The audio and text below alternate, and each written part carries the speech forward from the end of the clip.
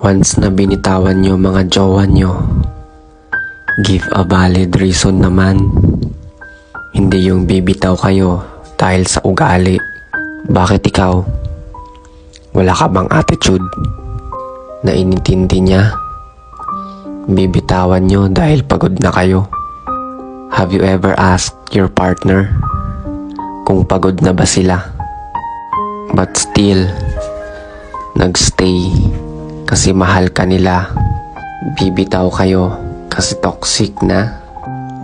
Kasama sa relasyon yung problema at hirap, pre.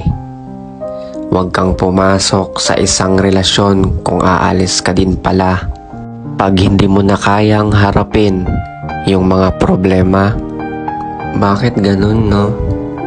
Kapag may nawala sa'yo na importanteng tao, lahat nagbabago.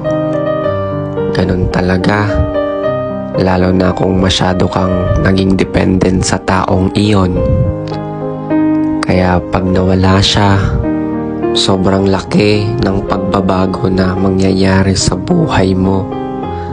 May mga bagay na di ka nasanay gawin na mag-isa kasi sanay ka nang kasama mo siya habang ginagawa iyon.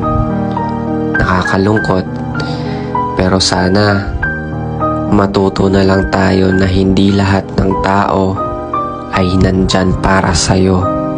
Hindi lahat ng tao makakasama mo hanggang sa dulo.